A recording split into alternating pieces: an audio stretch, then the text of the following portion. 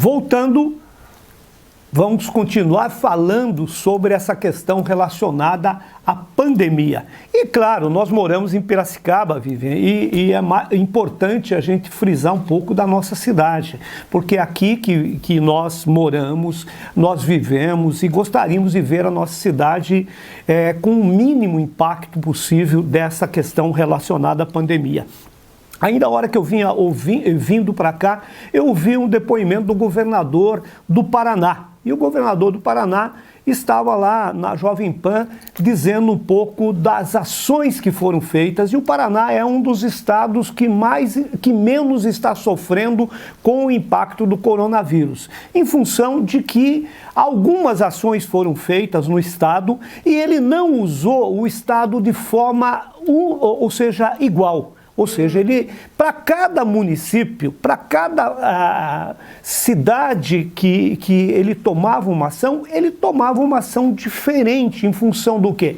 Do tamanho, da característica da cidade, do comportamento econômico da cidade e das características de cada uma. E sem dúvida alguma com isso, o Paraná hoje tem um exemplo de um menor impacto possível. Mas, como dissemos, como que você vê essa situação aqui em Piracicaba?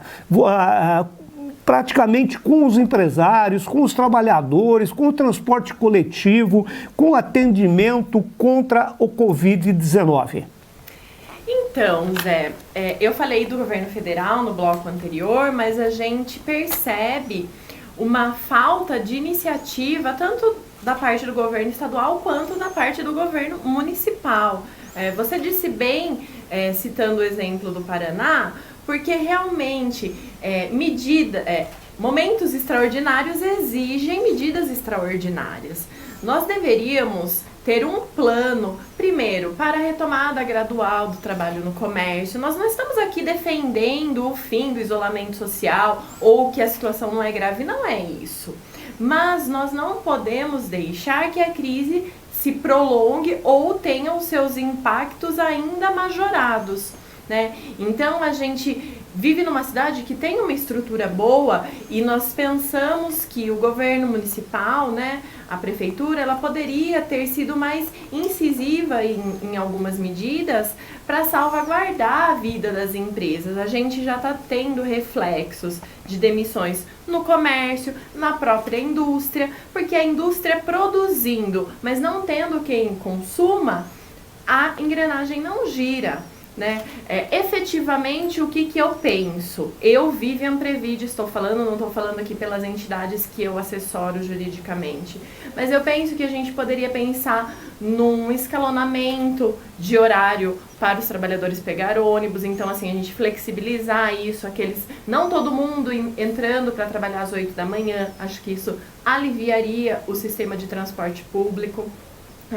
Outras medidas mais práticas, e aí nós vivemos aqui na área central de Piracicaba, né, temos as nossas atividades, a gente percebe a grande aglomeração de pessoas nas frentes dos bancos, ali sem respeitar o distanciamento social.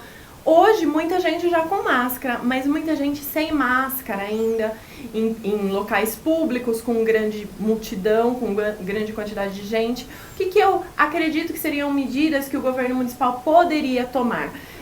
Outras cidades já colocaram tendas nas praças que tem vários bancos, aglomerados de banco, para as pessoas esperarem o seu atendimento de forma mais confortável, com os lugares marcados para esperarem ou as cadeiras já marcadas, respeitando o distanciamento social. São medidas que são paliativas e assim quase sem custo. A gente conversando aí com um grupo de empresários, a gente viu uma iniciativa também de criar um drive-thru municipal. Eu acho que tudo que a prefeitura tomar à frente gera uma densidade maior, uma adesão maior. Então, se a prefeitura tivesse criado um drive-thru da prefeitura, cadastrando todas as empresas, isso não seria um trabalho tão difícil, porque nós já temos uma Secretaria de Desenvolvimento Econômico que tem esses dados das empresas, tal, para a gente aproximar o consumidor do empresário nessas questões de entrega. Então, acho que são medidas que poderiam tornar os efeitos da crise mais menos agressivos. Não tenho dúvida com isso. Veja a questão do transporte coletivo em Piracicaba. Caminhou na contramão. Sim. Nós estamos aí até num momento aí, sem críticas com relação a isso, mas num momento de mudança, até de cancelamento da empresa de ônibus, e isso já vinha ocorrendo praticamente 5 anos. O próprio governo disse que desde 2015 o contrato estava precário, com dificuldade, com falta de ônibus, com ônibus velho, com todos os atributos que permitiam que a prefeitura tomasse decisões antecipadas com relação a isso.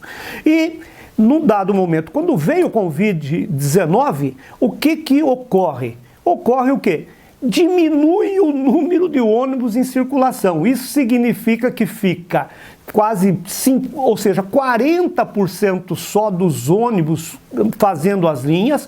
Com isso, o número de pessoas por ônibus acabou aumentando e a chance, num primeiro momento, sem o uso de máscara, sem os cuidados necessários, e não dá para você se afastar os 2 metros dentro de um ônibus com 40, 50 pessoas, num espaço que não permite praticamente esse recuo de 2 metros.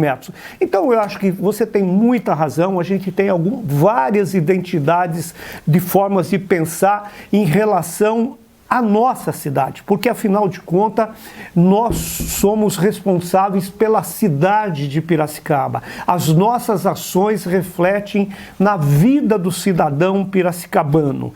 Então, em cima disso, nós temos sim a responsabilidade não só de agir, mas também de cobrar a quem couber, porque eu acho que nós, e é isso muito importante, quando eu uso essa frase, o povo precisa do retorno dos impostos.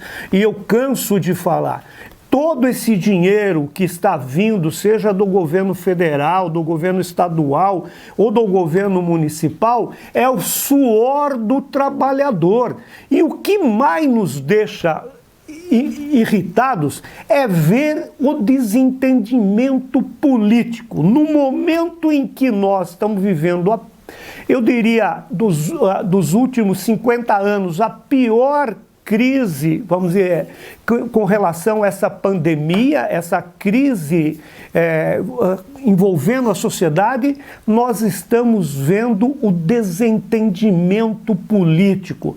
Governador não se entende com o presidente, o Senado, enfim, os 3 poderes, no momento em que a sociedade mais precisa de ações conjuntas, ações que beneficiariam, sem dúvida alguma, o trabalhador, o cidadão, a cidadã, o filho, a família brasileira. Nós estamos vendo uma briga pensando em 2022 sem parâmetros de discernimento social. É isso que é importante, isso nós queremos frisar. Estamos extremamente descontentes com esse momento político que os políticos têm demonstrado para o Brasil e, consequentemente, para o cidadão e para a família brasileira.